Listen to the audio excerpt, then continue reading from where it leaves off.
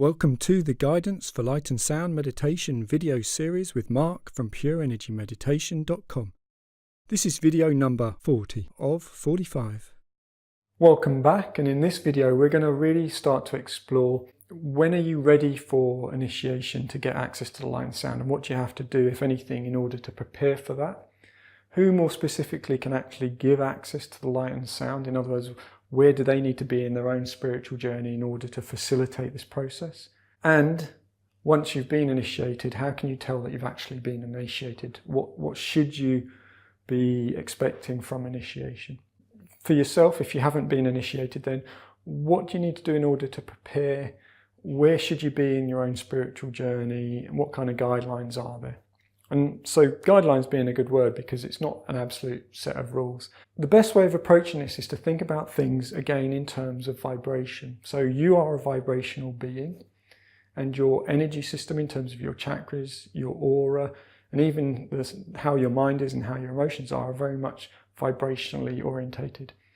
So when we think about it in terms of vibration, what do we need in order to be ready for initiation? Because initiation is going to give us access to a much higher vibration of energy. So what we understand intuitively is that we should be working on raising our vibration so that the vibration we have is as close to the vibration we're trying to receive. And so looking at lifestyle things as a starting point, there's things we do which can lower our vibration, such as eating meat, taking drugs and things like this. And there's things that we can do that can raise our vibration. So, for example, eating a clean, healthy diet, avoiding smoking, drinking, alcohol and drugs and things like this. As a general guidance, you can receive the energy even if you are eating meat, but the vibrational impact of eating meat on a regular basis is going to drop your vibration so much that it's going to be very hard for you to leave your vehicles down here and become aware of this spiritual energy on a higher level.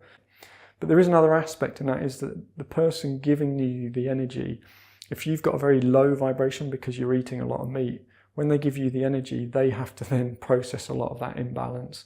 So it's not very kind on the person that's going to be giving you the energy either.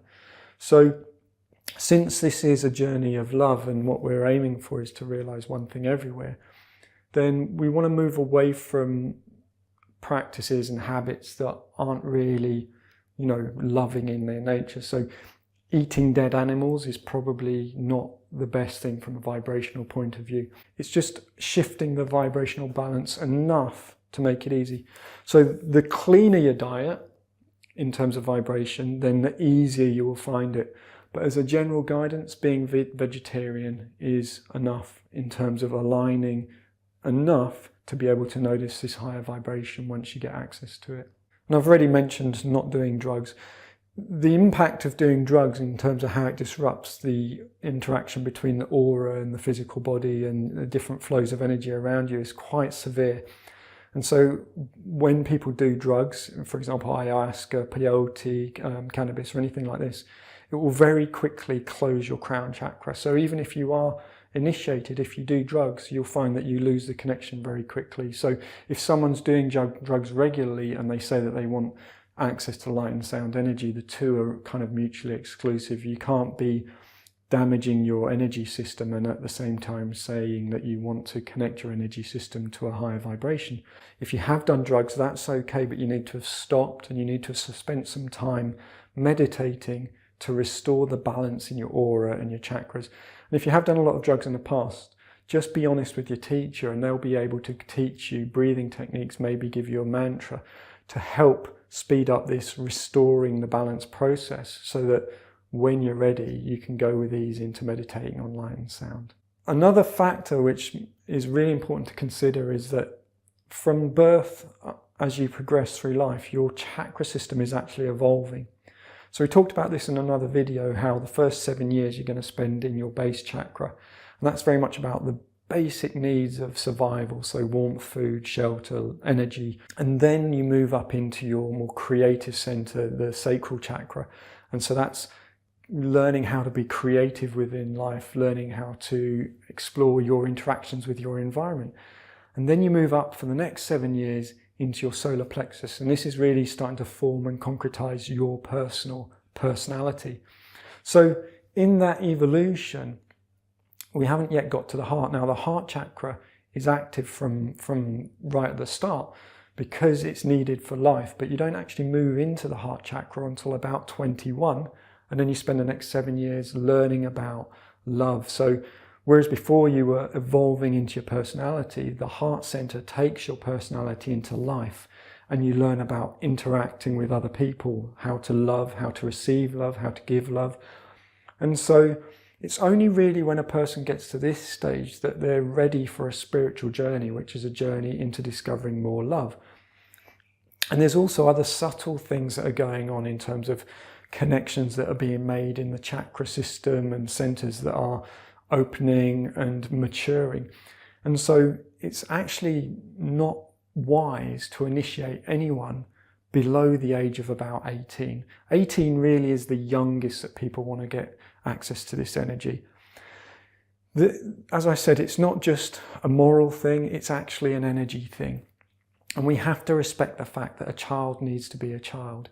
So at an early age, there's this development going on, and there's this exploration of the lower self that needs to happen before a person is psychologically and energetically ready to expand into these bigger states of consciousness. So 18 or thereabouts is really the minimum age that people should be considered ready for initiation. Now that's not to take anything away from children learning meditation, and my own experience is that children can be amazing meditators, but there is this thing that we have to respect, that a child is a child, and that doesn't just mean that in terms of life experience, but that's also in terms of where their energy is at in their own energy system evolution. So they're still maturing in terms of their chakras and their energy centers. Now children can be extremely psychically aware. So children will talk about seeing energy and light in their meditation and hearing sound vibrations and things like this. And you'll remember from another video that light and sound exists in the lower levels as well as in the higher levels. And so it's not surprising, because children are very plastic in the sense that they're not very rigid. They haven't got fixed minds, so they're much more open to any experience. And so if you teach them how to meditate, they'll have these amazing realizations because they're able with ease to move around within their aura and their chakra system and to explore their mind and their emotions and their body. But that doesn't mean they're more spiritually ready than adults. It simply means that they have more flexibility. And adults can have the same level of flexibility. It's just about attitude. But as I've said, categorically, children are not meant to be initiated. If a child is initiated too young, then although their crown chakra will be open, they won't progress because they haven't got, it's like things aren't aligned in other parts of their energy system to allow them to leverage that potential. And so really the opportunity is wasted if a child is initiated too young. There's always going to be exceptions, but as a rule, children are not to be initiated. You know, people must be at least 18 before they receive this energy. It's not actually an act of kindness to give the energy to someone too young, because you're denying them the opportunity to fully mature into their energy system and to enjoy being within that energy before you're then giving them more energy that is, in a way, has less personality. And they're meant to form their personality and have time evolving as a lower self before they then go off and explore these higher aspects. Another aspect of someone being ready for receiving the energy is that they're able to meditate on a regular basis. Once you have access to the energy, it comes through the crown chakra, and that crown chakra is opened in the process of initiation. If a person doesn't meditate regularly, then what happens is they're not going through the crown chakra, they're not bringing energy back down, and they're not moving their awareness up. And so that crown chakra, much like a muscle, isn't being used. And if a muscle isn't used, then it atrophies, which means it shrinks. If you could initiate someone, and then if they just sat and ignored the fact that they had initiation and they never meditated again, their crown chakra would close. You want to be able to do at least an hour of meditation a day. That might sound a lot if you're just starting out, but believe me, it's more than achievable. And once you're getting into meditation, you'll find that an hour is, you don't actually want to do more than an hour. And I used to do 2 hours every day and 4 hours to 6 hours every single weekend. And still, after 35 years of meditating, I'm generally doing about an hour to 2 hours every single day, and I do longer meditates whenever I can. Your relationship to time changes with experience. But what we find is an hour a day is really about the minimum that's going to give you time to settle into this bigger state of consciousness, to bring down realizations and to strengthen that connection. Now, there's going to be times when you can't meditate every day, and that's okay. We've got to be very realistic about the lives that we live.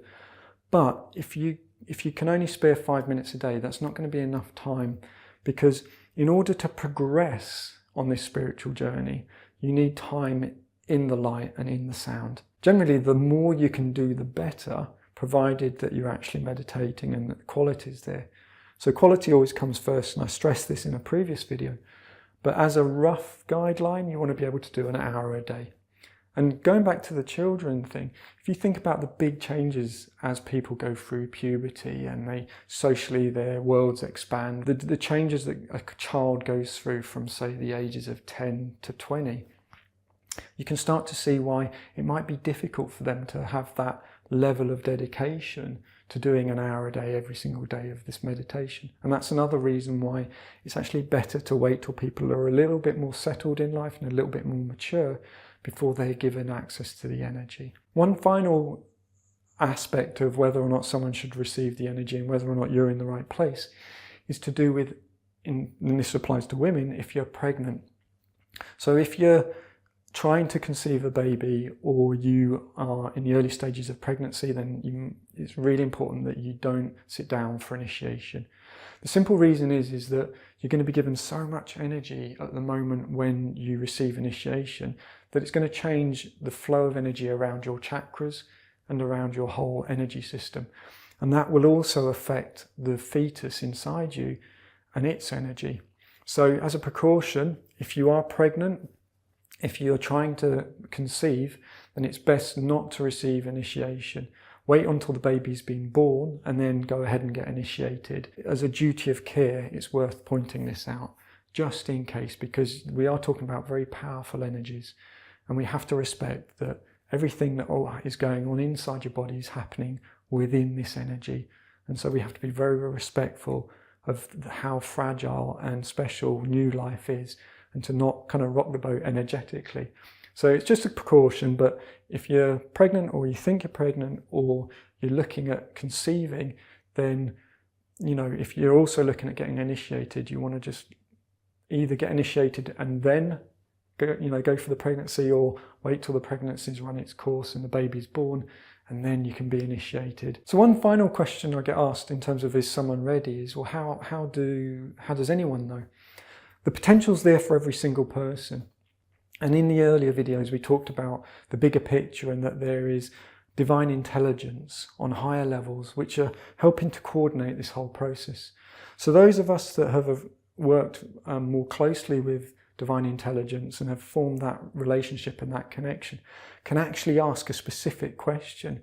Is this person ready for initiation?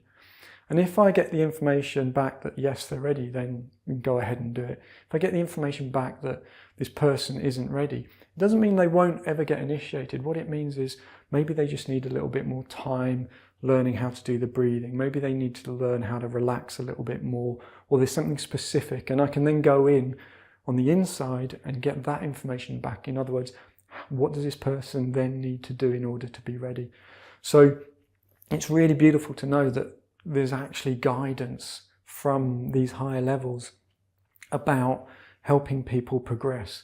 So the opportunity is there for every single person, and in a way, if you're interested, speak to a teacher who can initiate, who can give you access to the energy. From my perspective as a teacher, I want everyone to get access to this energy because I know how amazing it is. What experience has taught me is to make sure that those people are best prepared for it. And that's why I'm going to these lengths to really discuss, well, where do you need to be? what do you need to be doing, what makes it easier, and things like this, so that you're in the best place before you start the journey. And once I know that you're ready, then I'll be as keen as anything to give you the energy. And so we'll look at, how that can happen. And we're touching here on who can give the energy. So what qualifies someone, if you like, to be able to give the energy? So they need to have finished their own journey and realized enlightenment.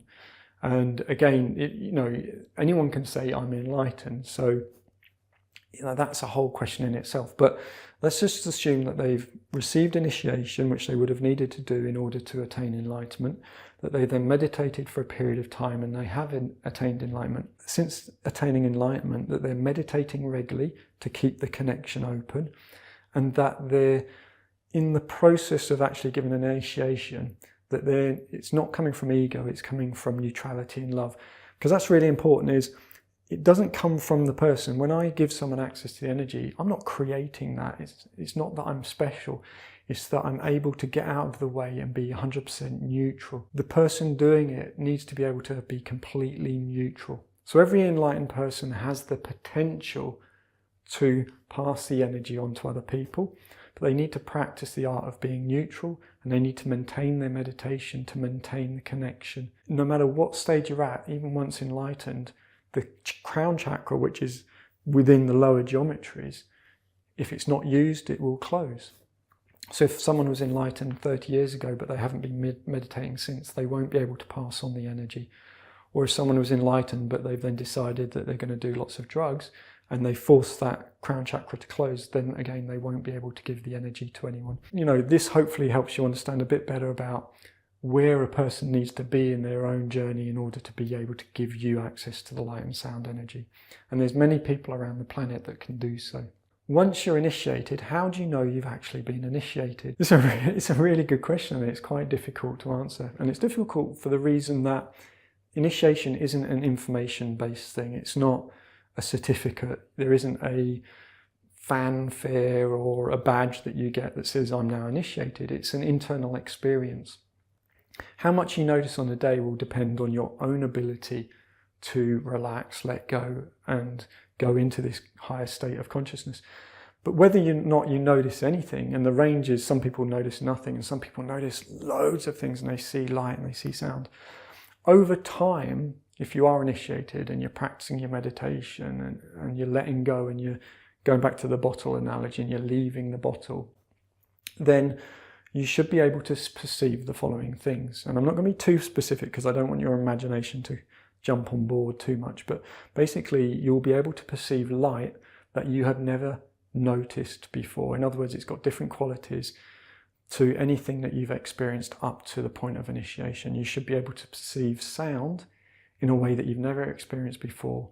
And again, different qualities from anything that you've experienced. Remembering that analogy of the prism. So below the crown chakra there's light and sound, above the crown chakra there's light and sound, but the qualities are what are different. So if you're noticing new light and new sound in a way you've never experienced before, then that's a good sign that you've been initiated. Initiation happens outside of your crown. It takes you beyond your crown, and therefore it takes you beyond your mind, your emotions and your body. So if in meditation, what you're going to find is that meditating on light and sound is not the same as meditating on anything else, and is not an emotional experience, and is not an intellectual experience. So if you're doing a lot of visualization, if there's a lot of dialogue going on, if you're feeling lots of things that are emotional, then you're not in the energy. You're still down here in your lower vehicles. And it might just be a case of you need to relax a bit more, practice meditating and letting go so that you can become aware of what's up there. But light and sound is not an emotional journey, and therefore when people are initiated into light and sound and they get asked, how do you feel? They quite often struggle because it's not a feeling thing. The feeling thing is all about the personality, but this takes you well beyond your personality. So it is a different space that you're going to be meditating in. And from that perspective, it's much bigger, it's much stiller, it's much deeper, and you'll find it a lot easier to meditate once you've got access to light and sound, and you can actually go beyond your crown and sit in this space up here compared to the awareness of sitting in your lower vehicles, which are very limited and very small by comparison. And again, if once you're initiated and you have access to light and sound, when you're actually meditating on light and sound, it's not going to be centered around a chakra or within your aura or related to any of the vehicles that you have. You're going into massive spiritual stillness and space, and you are becoming aware of light and sound.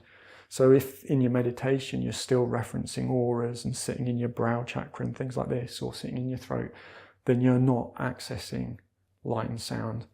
So hopefully this will just help. This last bit of advice is really for those people that have been initiated in various practices and are wanting to really understand, well, have they actually been initiated into higher light and sound, or have they just been initiated into light and sound as it exists down in these lower levels? It's an experiential journey, so this is something that you have to find out for yourself. This information is just here to help point you in the right direction and hopefully motivate you to take the next step and explore this for yourself. So thank you for taking the time to watch this video. I really hope you found it enjoyable but also useful. If you've not already done so, then check out the first video that I did and then all the subsequent videos, because watching them in the order that they're presented, you'll get the most benefit from them. As with all the other things I do, including the teaching, MP3 downloads, articles and the ebook, everything I do for free, and I put it out there simply to help people just like you to get the most from their meditation. So please do feel free to share this video with others, and if you've not already had a look, then head on over to my website where you'll find lots of downloads, useful articles and even a free ebook. And most importantly, enjoy meditating and putting into practice these different techniques and things that we're learning. Thank you again for taking the time, and I look forward to seeing you in the next video.